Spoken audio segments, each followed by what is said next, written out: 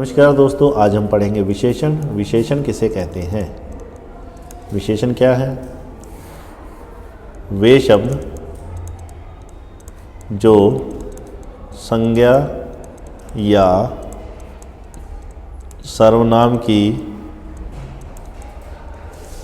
विशेषता बताते हैं उन्हें विशेषण कहते हैं।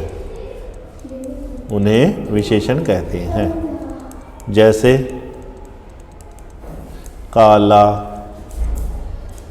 गोरा, अच्छा, बुरा आदि।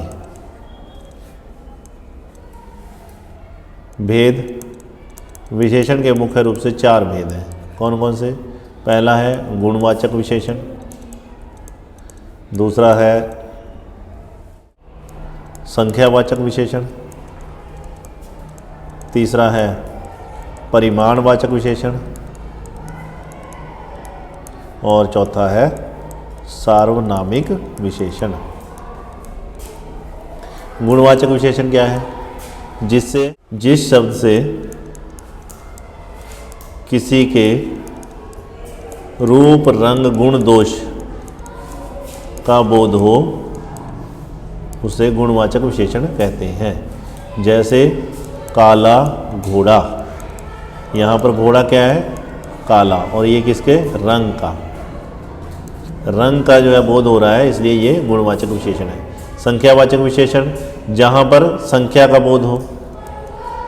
जैसे 2 विद्यार्थी पानी पीने गए हैं। पानी पीने गए हैं, यहाँ पर पता चल रहा है विद्यार्थियों की संख्या का कि 2 विद्यार्थी हैं, तो ये संख्यावाचक विशेषण है। ये 2 किसका संख्या है? किसकी विशेषता बता रहा है? विद्यार्थी की। इसके 2 भेद हैं। इसके 2 भेद हैं। कौन कौन से संख्यावाचक के? एक है निश्चित संख्यावाचक और एक है अनिश्चित संख्यावाचक। निश्चित में निश्चित संख्या, जैसे यहाँ हमें पता चल रहा है कि 2 हैं, और अगर कोई कहे कि कुछ विद्यार्थी पानी पीने गए हैं, तो अभी संख्या निश्चित नहीं है, तो ये अनिश्चित संख्यावाचक। और जब पता चले कि फिक्स संख्या है, पूर्ण संख्या है, निश्चित है, तब वो निश्चित संख्यावाचक विशेषण है। अर्थात संख्यावाचक विशेषण के भी 2 उपभेद हैं। फिर उससे आगे है परिमाणवाचक।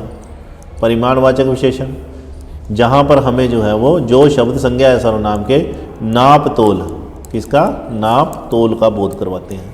जैसे 2 किलो चीनी, 2 किलो चीनी, 5 लीटर तेल, 5 लीटर तेल। तो ये जो है नाप और तोल, लीटर और किलो, ये क्या है? नाप और तोल की वस्तुएं हैं। 5 मीटर कपड़ा, 5 मीटर कपड़ा, तो ये भी क्या है? नाप तोल की वस्तुएं हैं। तो जो शब्द संज्ञा या सर्वनाम के नाप तोल का बोध करवाते हैं उन्हें परिमाणवाचक विशेषण कहते हैं। इसके भी 2 भेद हैं। जैसे संख्यावाचक के 2 भेद थे, वैसे इसके निश्चित परिमाणवाचक और अनिश्चित। अर्थात जहाँ पर हमें जो है वो निश्चित संख्या का पता चले। मान लो 5 लीटर कपड़ा, 5 लीटर दूध, 5 लीटर दूध, तो हमें दूध की संख्या का पता चल रहा है कि 5 लीटर, और मैंने कहा कि कुछ लीटर दूध दे दो, तो कुछ का तो कोई पता नहीं है, कोई संख्या निश्चित नहीं है। ये अनिश्चित अनिश्चित परिमाणवाचक विशेषण कहलाएगा। अगला है सार्वनामिक विशेषण। सार्वनामिक विशेषण कहाँ में कहलाता है? देखिए, यह बालक बहुत शरारती है।